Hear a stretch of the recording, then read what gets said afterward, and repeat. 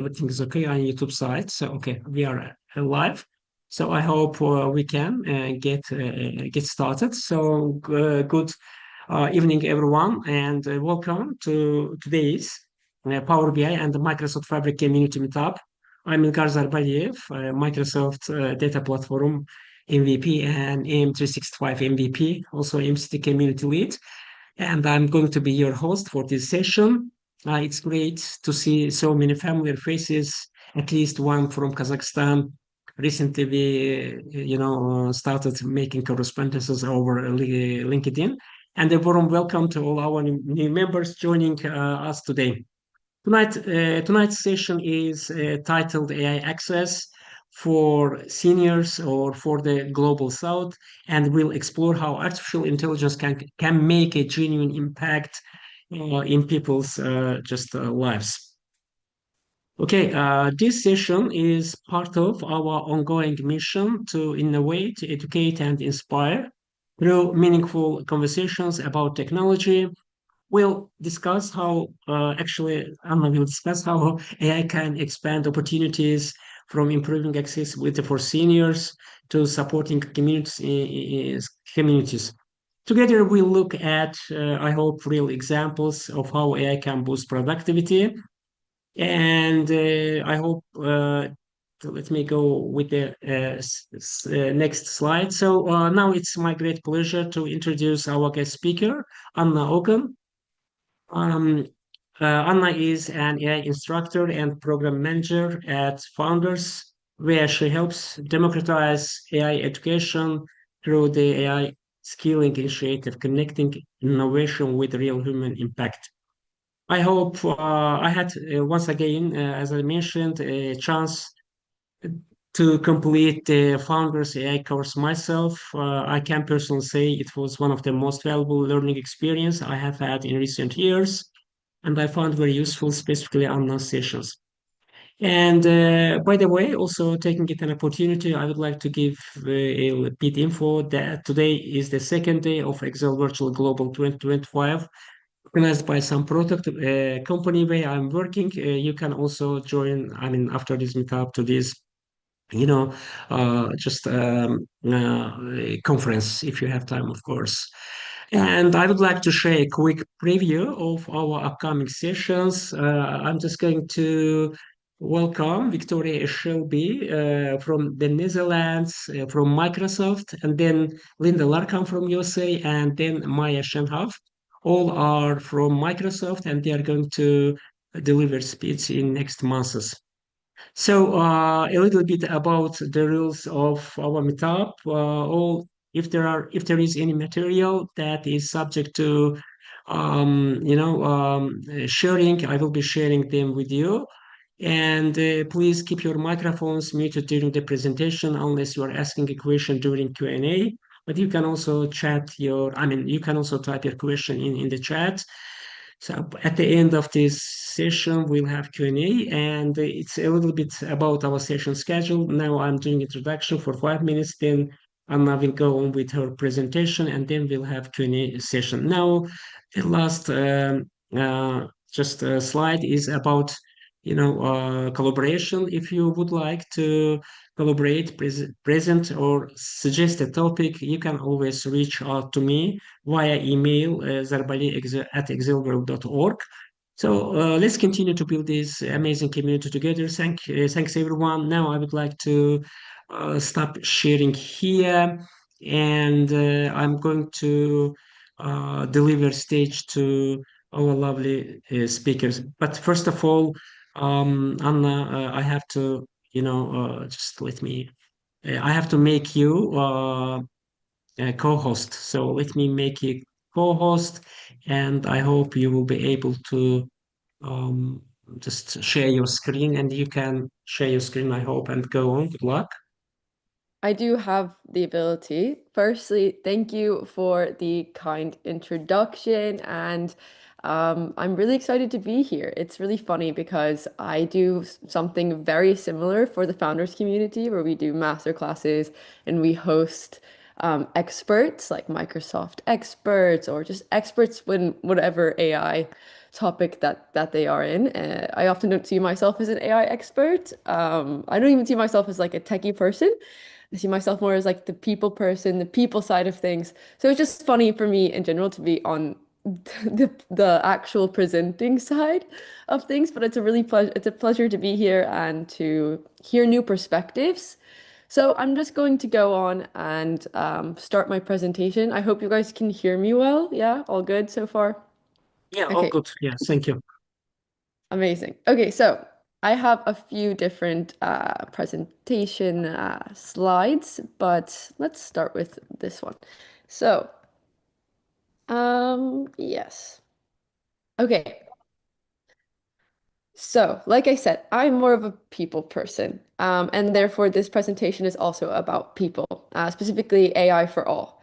Um, I will get into a bit about my background and why I think I'm the person to talk about this. But yes, so I often find that these people are left out of the conversation, uh, whether it's seniors or um, well, however, there's a lot of whenever I talk to an elderly person of this demographic, they often find every term that I use to be offensive. So I'm trying to find the best wording to use to describe our aging demographic that could potentially benefit from the technology or are currently using the technology but don't understand the risk of using the technology because it's great. AI is great. As we know, it's great, but it's also very scary. There's a lot of bad sides to it.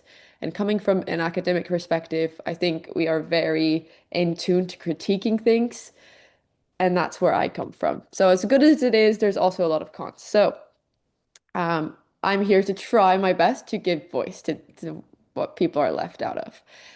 And this is because I truly believe that AI should not be a tool just for a select few that have access to it, but it should be a tool for everyone. So if not just the global north or the west, however we want to identify them, should are benefiting from the technology, I think it should also have and be used to benefit everyone else in the world as well. So no one's left behind in this AI race. So a bit about me, I'm actually going to share a different screen that I found right after I created this presentation and was like, you know what, this other screen I think shares a bit about me more. I realize my connection might be cutting a bit out. I apologize about that. Okay, now I figured out how to work it. So wait, uh, that's because I have to do this. Maybe it should work, but okay. Let me just.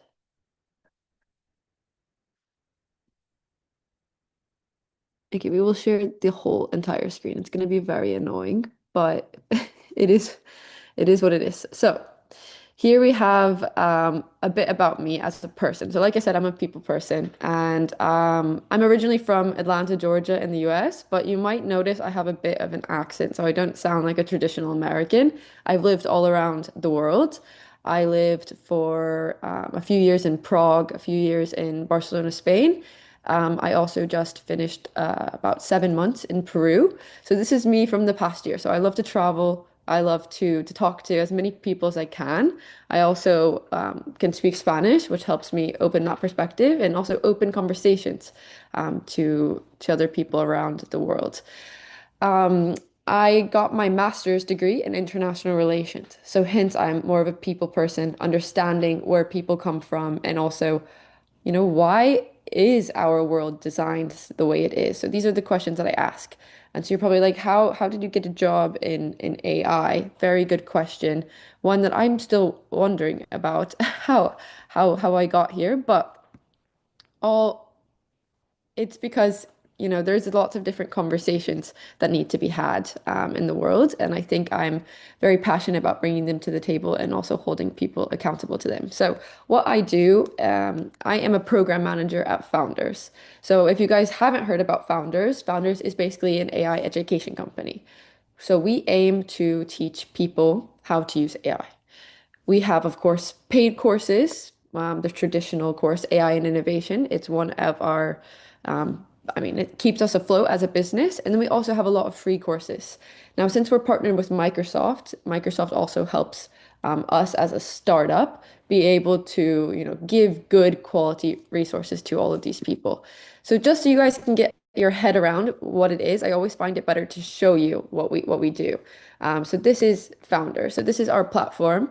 And it's not as boring as maybe a traditional platform. We have very much modernized it, Gen Z'd it. And here we have this is our free course. It's AI skills for all. So this is the landing page if you guys want to sign up. I'm sure you can if you want. You don't have to. And then you go into this course. And in this course, you have a bunch of lessons where you can watch your course. So it's very fun, it least very interactive. And we've also now integrated our own AI system. So if you guys haven't heard, there's AI is changing every field out there, including education.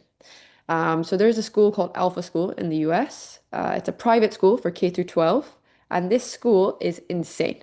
So you pay $70,000 to send your kid to this school, and they don't have a single teacher in the classroom, only AI tools. So the students go to school, and for 2 hours a day, they learn math, science, all of the subjects for 2 hours a day using only AI tools. And their philosophy, and they've been going on for 10 years. So before generative AI became even as famous as it is, this has been happening. So the philosophy behind the school is that every student will be able to be more successful with their own tutor.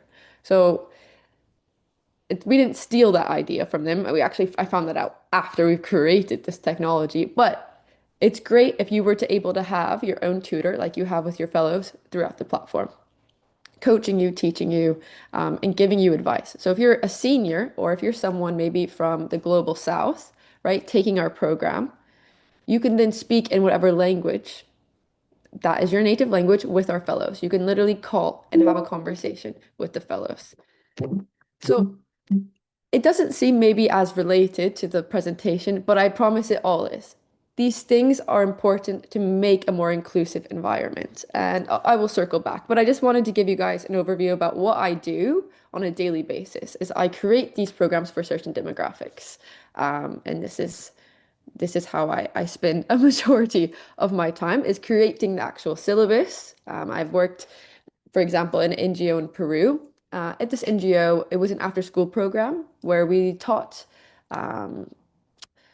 students ages 7 to 11 how to do their homework.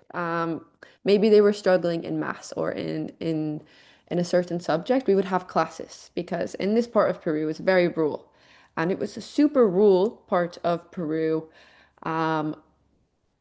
where they just happen to be a bit left behind within their community. So if you know Peru, I was in Arequipa. In Spanish, it's the white city, but I was not in the city. I was outside of the city in a small community called Moyobaya. And here it was very, very poor community. So people didn't have resources or they spent 12 hours a day working. And when you spend 12 hours a day manual working, you don't have time to go home and give your kid the support they need academically. And also you might not be able to support them academically, as a lot of the parents weren't able to read. A lot of the school districts in the area just could not provide. So our organization came as a way to allow these students to continue to grow. And just to show you how kind of behind you could say that these communities are and that we need to be aware of is that we had to do a whole workshop just like we're doing now, in person on how to log into your email for the parents at the school. So there is a huge technological gap. Um, I think that there's a lot of hope in the younger generation as they are already more tech savvy than we ever will be, especially in the age of AI. I'm wondering how much more they'll be able to catch up to us. But there is a lot of hope, and I think it starts with the younger generation. This is why I am passionate about empowering young people and also, trying to just educate as many people as possible in terms of AI, because you can use AI, but you might not be aware of the risk that are involved. And yeah, that's where founders comes in. That's where I come in as an individual. And yeah, I love talking to people. So here's a bit about founders. I already explained about it, so I'm not going to bore you guys anymore.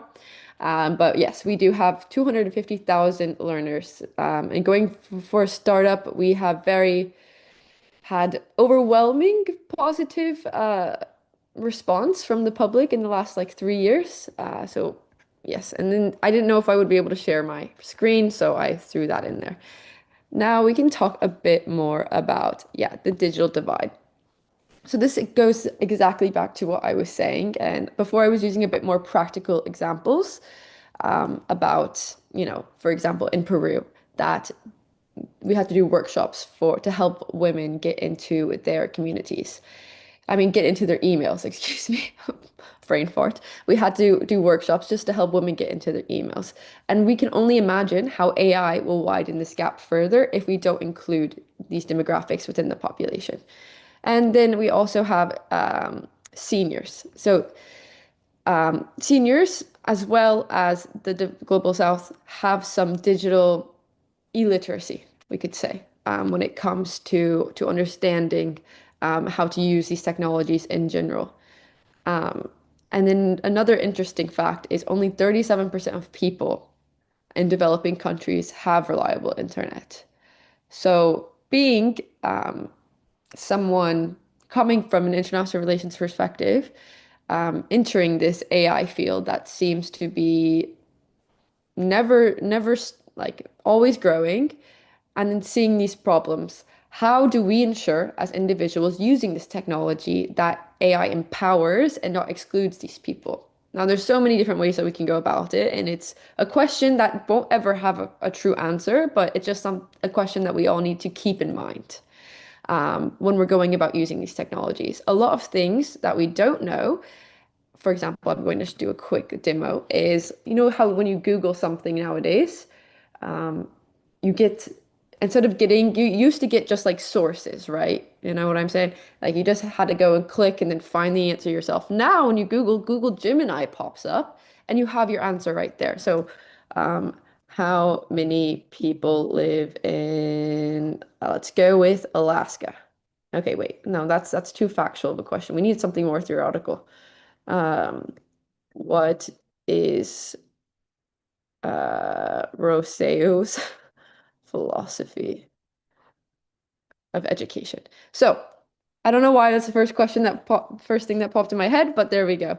We have here this response. Now, what many people don't know is that here, and apologies because my browser is in Spanish, but at the bottom, if you're reading this and you notice something is wrong, you can give the system feedback, and you can go. Normally, there's like literally in English it says feedback.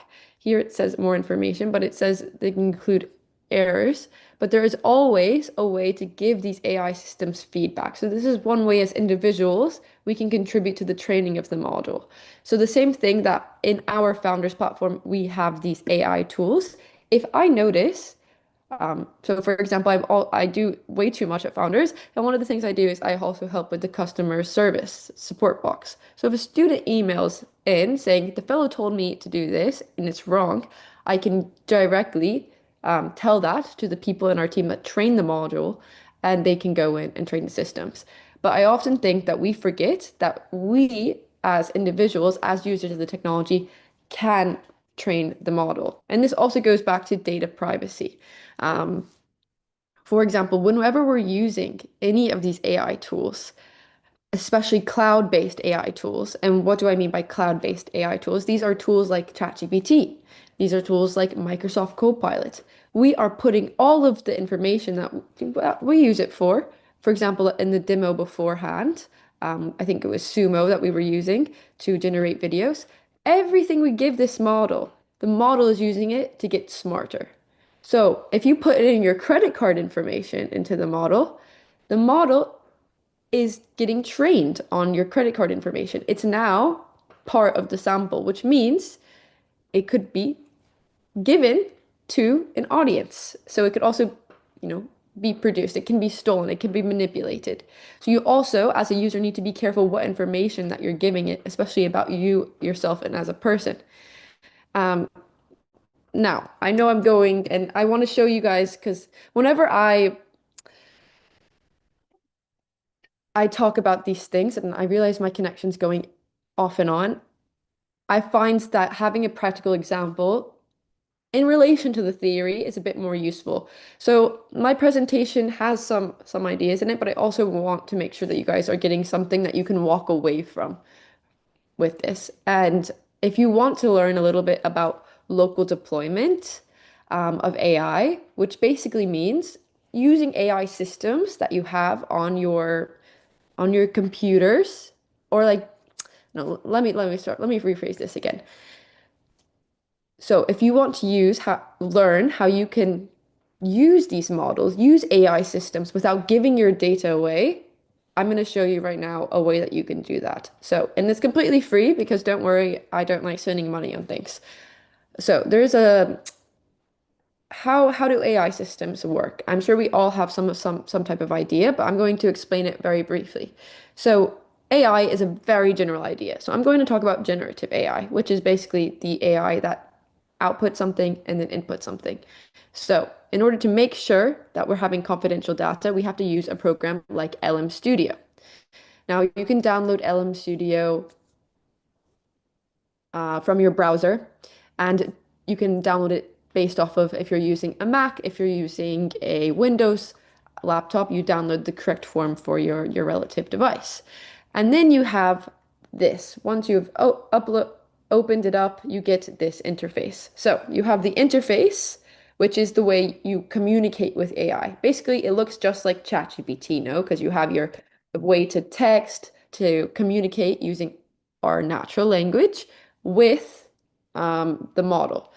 Now, here is just the interface. So you actually have to go and look up which model you want. And because AI right now is in such a competitive space, all of these companies are putting their AIs out there for free, like OpenAI. You know, that's the whole idea is that AI can be given for everyone. Now, there's lots of controversy about if that's really ever been the case, and it's always been a for-profit industry. But the idea is that there's a lot of different models out there that you can choose from, and it's also great if you want to go into understanding what is the DeepSeek model really like in comparison to Phi 4, which is Microsoft's model.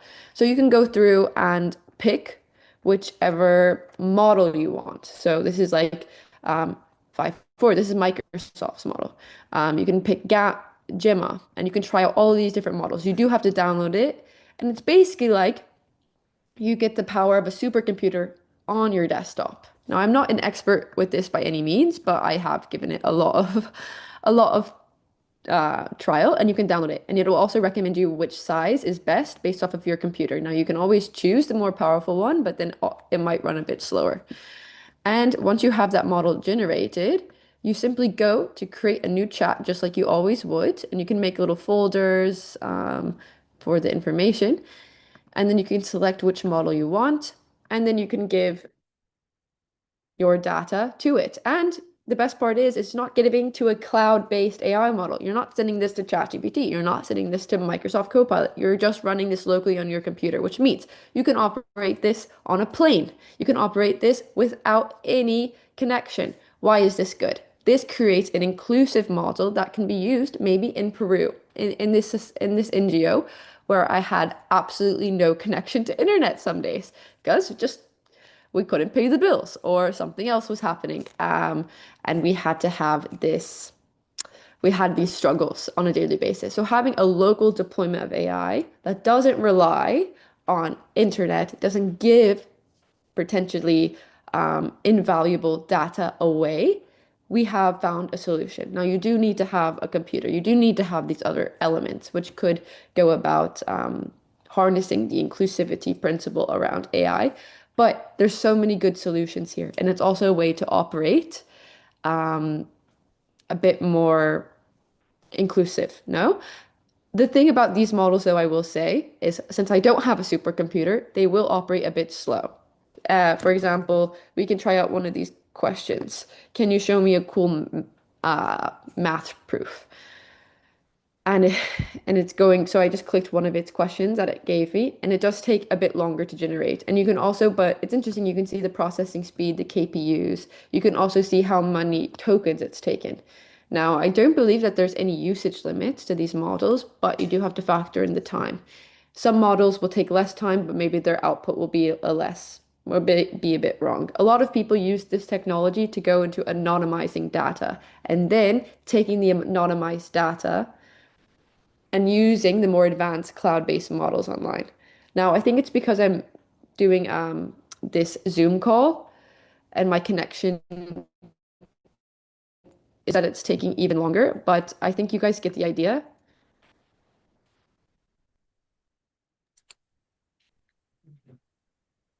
Yes, you stuck?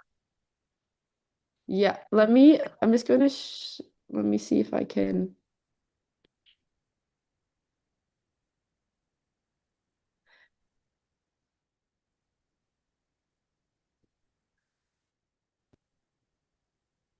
Ah, I don't know.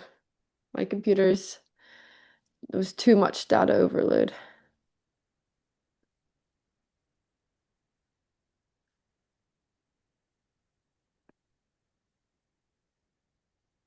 Yeah, we see. I hope.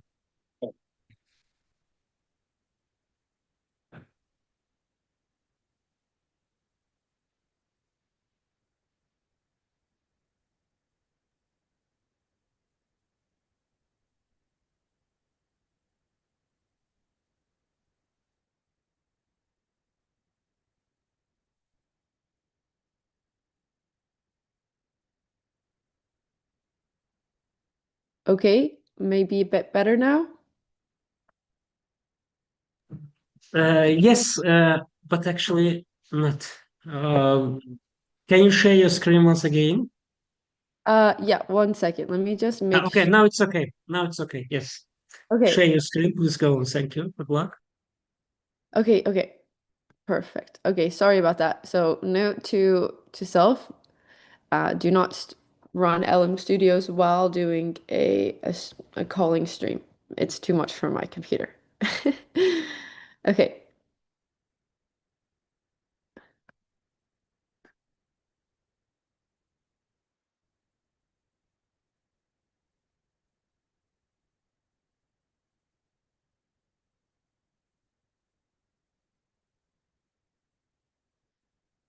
Okay.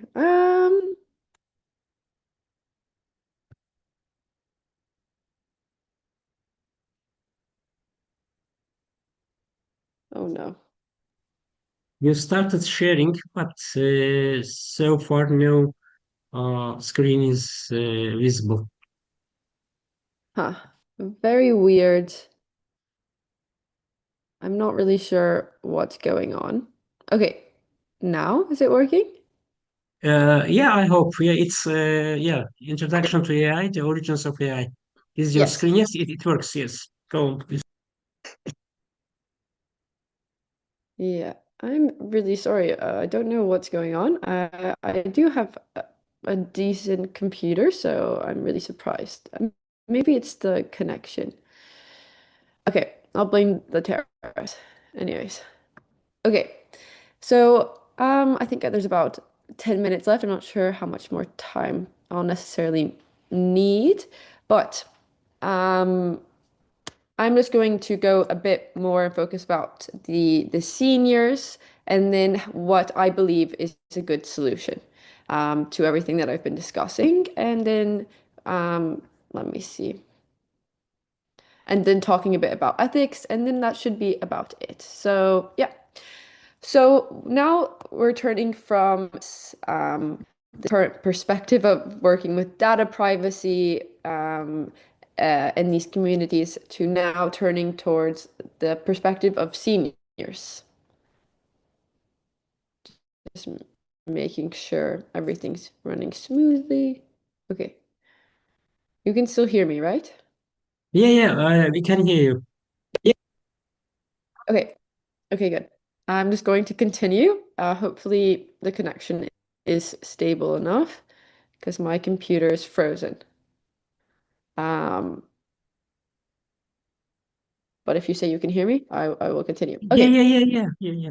Okay, okay. Great. Sorry. So reclaiming agent. This is when it comes to seniors, there's a lot of good that AI can do, but there's also a lot of bad. Recently, I relocated to Daytona Beach, Florida. And if you know anything about Florida, there is a lot of seniors around. Um, it's basically, if you know anything about the US in general, after everyone hits retirement age or just before, they all moved down to Florida. So Florida has a very high demographic of elderly people, specifically over the age of 55. Um, and therefore, this has become a very relevant opinion, very relevant topic in my daily life. And I've also had lots of conversations with this demographic about their use of AI. The other day, for example, I was having a conversation with my grandpa about AI because he's recently come to understand what I do, and he's been very interested in AI. And sometimes he'll just send me like random questions that he has or business ideas that he thinks can change the world with AI. I just love that. I feel like for him, it's re-sparked this huge curiosity towards the world that I felt like he had lost for so long. Um, it's just a little bit, but even giving um those what is it called? Like the tables turning in your head, it's really good for this demographic that it's how, that these activities are good.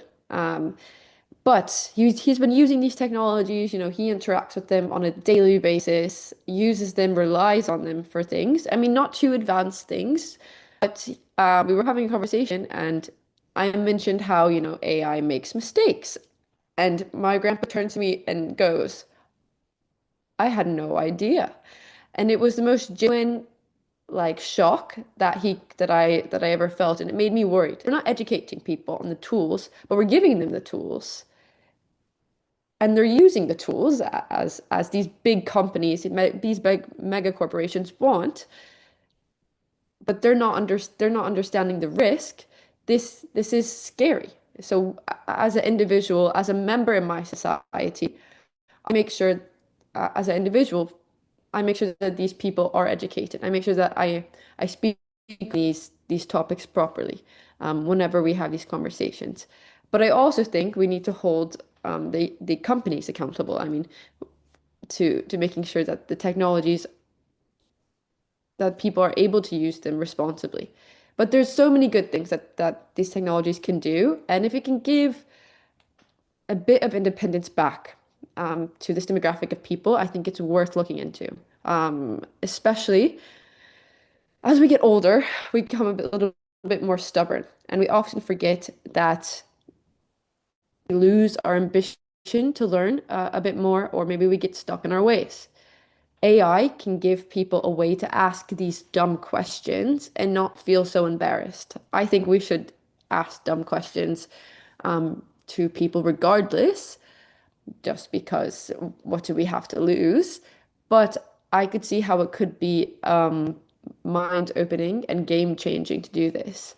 So imagine how it can change a senior's life who's going to a doctor's appointment, has co-pilot there by their side, recording the meeting because maybe they're worried they're going to forget something important, and then is able to take meeting notes about what the doctor says. Now, hopefully they are aware that maybe it transcribes it incorrectly what the doctor said. And instead of 4 times a week, you should take a pill. Doctor really meant 1 time a week. So it's important that another reason it's important that the senior understands the risk because we don't want them to take the wrong dosage of medication if AI has transcribed the meeting wrong. But what we can see is that maybe after the doctor's appointment, where the doctor is giving suggestions, maybe about dietary suggestions, changing the medication dose, maybe saying some terminology that maybe the the individual did know in the past and has forgotten, or maybe is saying some new terminology, and the doctors don't really have that much time to spend with an individual anymore. It seems like they're kind of in and out of the office. It's kind of like transactional. So after the meeting, if they're able to sit down with Copilot, have a conversation, kind of like I was showing before with the fellows in the AI platform, have a conversation, interact with AI, being able to break down what happened, what was going on in that meeting, clarify these any doubts, and then also give suggestions on what type of food, um, what type of diet might be the best. This could increase individuals' health and also feeling, like they have this companionship. I don't want it to be overly reliant on technology. I don't think that that can be healthy, but maybe it could help, give independency, just give a little bit agency back. And I feel like this is some of the true power that this technology can have, is to really improve the life of individuals. So, to one of my reoccurring themes from today's talk is the genuine power that AI has, and also how education is the tool to be able to get there. So, by coming to these talks is so important because you're educating yourselves on different perspectives that maybe you weren't aware of a few hours ago. And in the age of AI, everything is just changing, evolving so fast. I find it overwhelming, too difficult to keep up with. And there was this really amazing woman I had the opportunity to speak with last week. Her name is Mara Elsa. She's based in Switzerland, and she works at the University of Cambridge in AI, robotics, and ethics. Incredible. And she mentioned how she was trying so hard to keep up with AI for so long. And one day she was talking with all of these experts, like members, high level members of Microsoft. And she goes, Marelsa, we don't keep up with AI. We just don't do it. No one does on our team. And that was just, like, okay, if these high level people sitting in top level positions aren't keeping up with AI, what are they doing? How are they able to still execute flawlessly in AI and innovation? And she was like, what we do is we take time to know one thing, and we know that one thing very well. We can speak on it, while we also know, a bit about what's going on in the other fields. But they don't spend the brain power of draining themselves. And I feel like, especially in this, upskill or die era that we're entering, we often feel like that's necessary. But in Spanish, we say poco a poco, little by little, um, to be able to really increase our knowledge every day, educating yourself. Don't be stressed. I feel like stress is such a cruel factor when it comes to expanding our minds, expanding education in this sense. And yeah, just want to applaud everyone for taking the time to come to listen to me speak and being a part of a community like this one that continues to enable you to have access and also collaborate, speak with people. Even though we're in an AI era, we're also in a human era. We're redefining what it means to be human. And this is a huge perspective that I'm not only taken into the creation of our new courses at Founders, where we want to emphasize the plethora of ways that you can use AI to enhance your human potential. Because even though there's going to be some human skills that will be replaced, there will always be human skills that will be irreplaceable. I don't know if you're on TikTok, but sometimes you see the memes of like, well, AI won't be able to replace me binge watching Netflix all day, but not like these things, but more serious things in terms of presentation ability, engagement, and so on and so on. So, what I'm saying is we need to be aware of the good, the bad, the ugly, that there is a lot of potential that it has, and it could make our societies in the global south a lot better off, but it also has the potential to make things a lot worse off. There are some communities that are already becoming more innovative in the global south that I think are worth noting. But I think overall, we could always be doing more. Yeah. Okay, so just want to end with a bit of challenges in ethics. I did study moral philosophy in my bachelor, so I love talking about ethics. But in the age of AI, I think it's something that we need to consider. So this is a bit of an ethical presentation. Overall, I would say, but it's a new topic that seems to be evolving. I mean, there's so many ethical concerns when it comes to AI. If you guys have ever heard of autonomous lethal weapons, those ones are very scary. These are military grade drones, for example, that are being trained on data and given the authority, given the autonomy to be able to operate deathly, lethal military operations. So, for example, if they're targeting a specific terrorist in, let's say, Afghanistan, for example, back in the day, we could send the drone in, and the drone itself could make the decision to then annihilate this person. Hopefully, it doesn't make any errors. But if it does make errors, who's going to take responsibility? Is it going to be the machine, the person that programmed the machine, the person that um, yeah, so there's all of these ethical questions that we need to take into consideration. Also, in terms of self-driving cars, for example, if you're driving on the street and um, the car has to have some type of pre-knowledge about, okay, do I kill the family of five? If it has to make a decision, right? You're driving down the car, something happens, and now the car has to make a decision. Do I kill the family of five or do I kill Justin Bieber? And has to weigh, okay, whose life or lives are more valuable? Because you're in California for this example, and it's like, oh, Justin Bieber, so many people would be sad. Family of five, okay. But these are the things, the questions that we need to have as a society. Do we leave this up to chance like we have for the past years, or do we allow people to be able to codify morality and put it into these systems? Something important to notice, and I kind of mentioned it before, is the training of these modules. So the reason that maybe I'm assuming for some of you, English is not your first language, but the models that you're using, a majority, 80% of AI models are trained using the English language. I mean, we have so much data on English because people learn English. So this is another factor to consider also in the global south because the English AI models and using and prompting AI has just gotten easier over time. But you prompt differently in English than you do in Swedish. This is always, for example, we make courses for the Swedish Microsoft team. And this is always a feedback that we get because prompting in English is so much different than prompting when they use Swedish.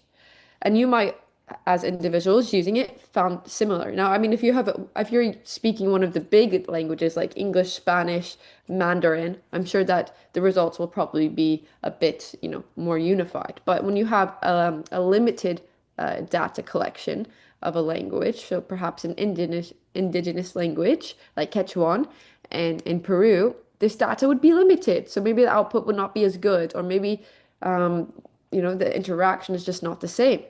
Um, these are also things to be considered. Yeah, so I think I'm just gonna wrap up now. But it's really important, I think, that we keep all of these things into mind. And I'm not saying this is like fear mongering or scaring, but I think as part of educating ourselves is we need to keep all of these many things into consideration. Um, Bringing people to sit at the table, have representation, which is something that I mean I've been trying to implement within our courses to make sure we have a diverse perspectives within our courses. And I mean, we can only do what we can. The world's not on your shoulders, but I think we can make a little bit of a positive difference every day in our lives. And this can be small, and it could be something, honestly, at the end of the day, I think just waving and like making small talk is just as beneficial as some of these other big name things. But yeah, there's a lot that I've said here. I'm going to go ahead and wrap it up. I hope you guys enjoyed the presentation. Maybe you got something practical out of it, or maybe some new insight regarding the global south or seniors and how it can be used.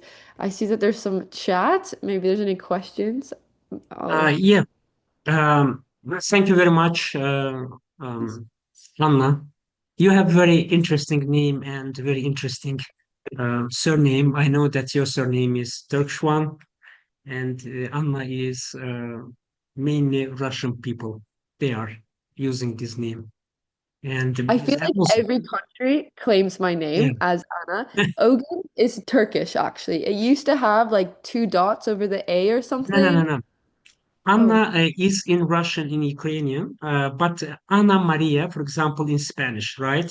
But yeah. Haga, it's obviously, Turkish surname. So just for your info, we have discussed about it. Thank you very much for your time.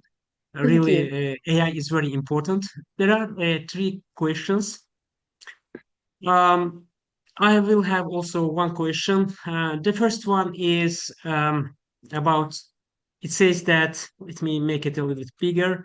It says that, what do you mean by AI access? And why is it becoming an important social issue today?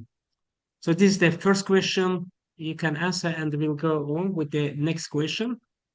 Yeah, I'll try to be brief because I feel like I can ramble sometimes. But AI access is just the ability to use these AI tools and also the knowledge that they exist because I think and who has the ability to use them. So it could be different communities, different regions, but also the knowledge that they exist. So a lot of people don't even know that this technology exists. If we're to go to some rural communities and I say AI, they'll say, what? So understanding that it exists, what it can do, and also who has knowledge, who has access to this. Okay, thank you. And the next question is, it says that, what are some common examples of AI tools, sorry, that people already use in everyday life without realizing it? I know you have one video, I know, at Founders about it. Even when Yes. you get up, early morning, everything is, can be scheduled using AI tool. But go on, please. Sorry. Yeah, no, this is a great example that I was thinking of when you read this question. But there's so many different things that you can do with AI on a daily basis that you're already using and that we have been using. So a lot of people don't, when they hear the word artificial intelligence, people think ChatGPT. That's just one type of AI system. That's generative AI, which basically just means that you're able to generate something. You can create an image, you can create text. But there also was AI systems in the past, such as when you would get an email into your email box, and then that email is able to go into your spam.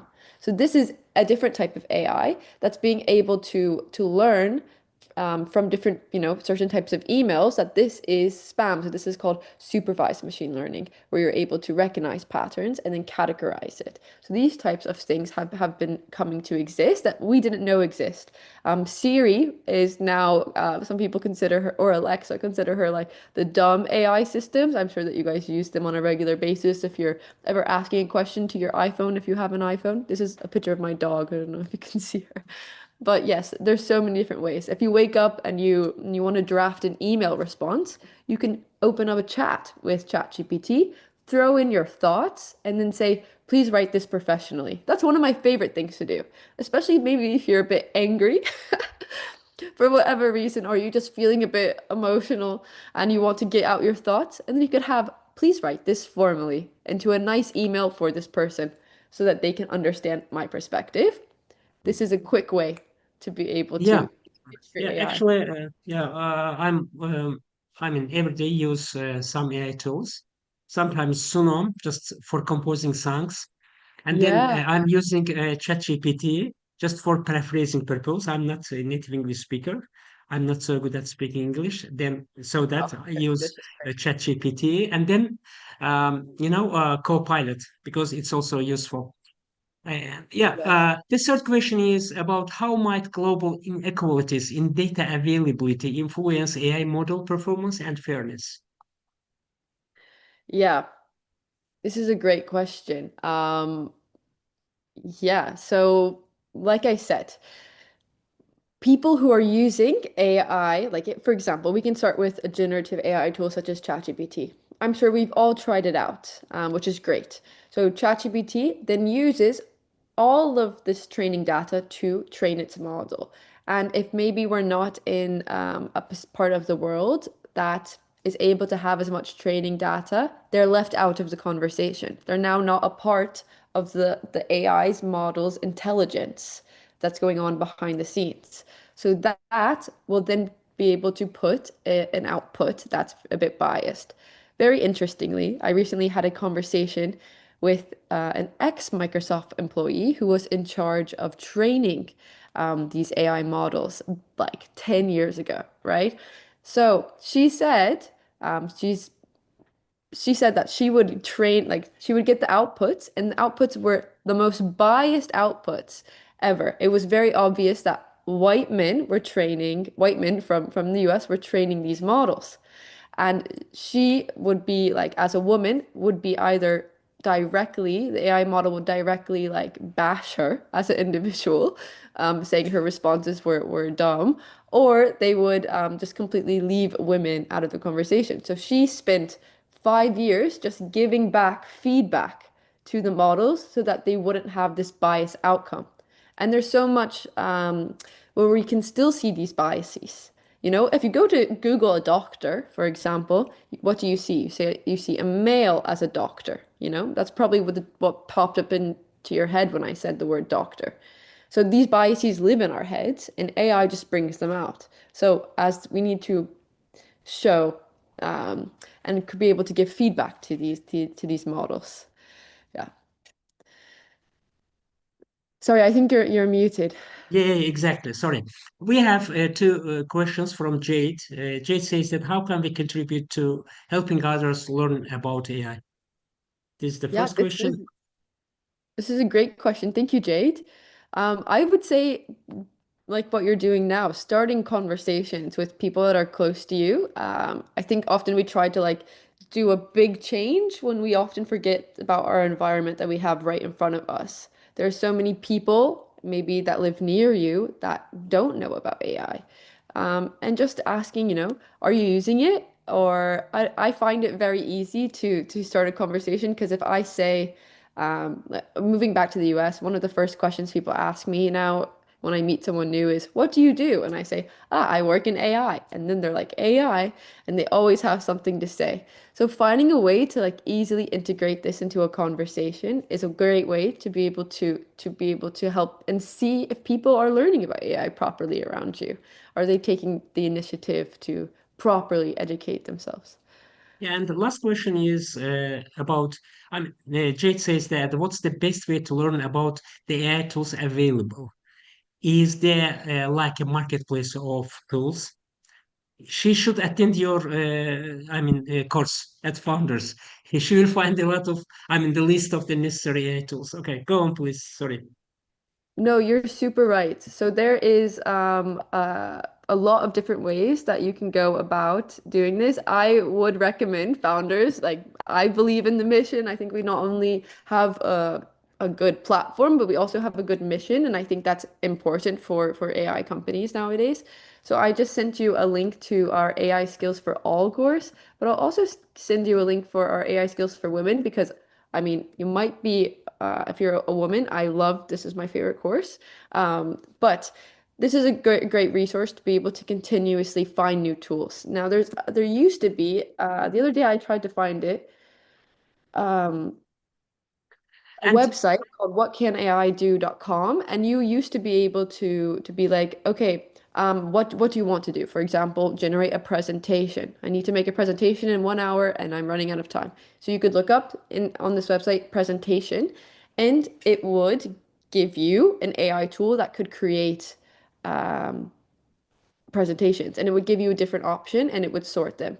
Now, I don't know, last time I tried to find this website, it wasn't there. It was like whatcanAIdo.com. This is a great resource.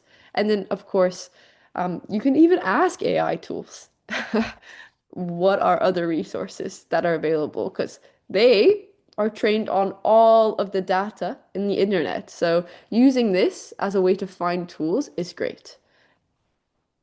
yeah, thank you very much. And you also make some, I don't know, it's a masterclass or not, but it's something maybe I mean you invite some speakers. I attended Yeah, one of them, and I made notes of all AI tools, and I started to explore them. Believe that's me, amazing. yeah, that was very. I think if I'm not mistaken, a 1 hour video on your YouTube channel, on Founders YouTube channel. That was so perfect. Okay, I would like to ask my last question, and we Yeah. are coming to the end of the session. One interesting question and comment. What's the best way to secure yourself, your data from AI? What uh, points must we say pay attention? So, what would you say about it? Because I have one comment and I will let you know about it. Yes. Securing yourself in the age of Yeah. AI. This is a really, I think, a very debated question right now. And I think recently, like in the past few months, I've heard it become a louder and louder topic where a lot of people are trying to, number one, bring awareness that maybe we should chill with how much data we're giving it because and then number two, like there's a lot of privacy concerns. What data should we give it? What data shouldn't we give it?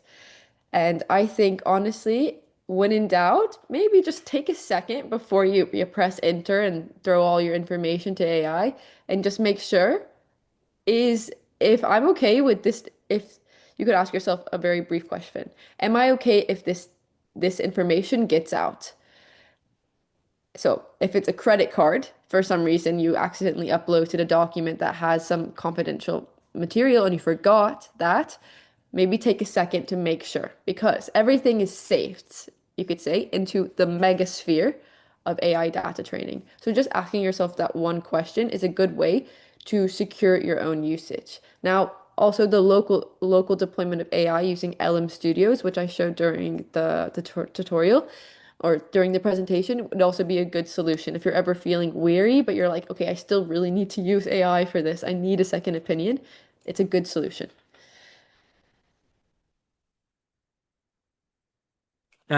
Just one comment. Yeah. In May, when I came back from USA from MVP Summit, I delivered Excel session for the students of Institute of Management Accountants in Indianapolis, in USA. And then I got my feedback. You cannot believe, as I mentioned, I'm using ChatGPT for paraphrasing something. And ChatGPT gave me the necessary info about the feedback 1 day later. So it was very surprising. It was really, I didn't know from where ChatGPT got all this information. So later I understood that when you agree with the policy of AI tool, it's very important to read all their rules, terms, definitions. So just checking everything is not the good way that one can go. So from that time, I'm very careful with Yeah. AI. That was the point. Yes, thank you very much. It was very good, really. AI is very, popular topic, Yes. and I highly appreciate your time. Of And course. now I'm just going to stop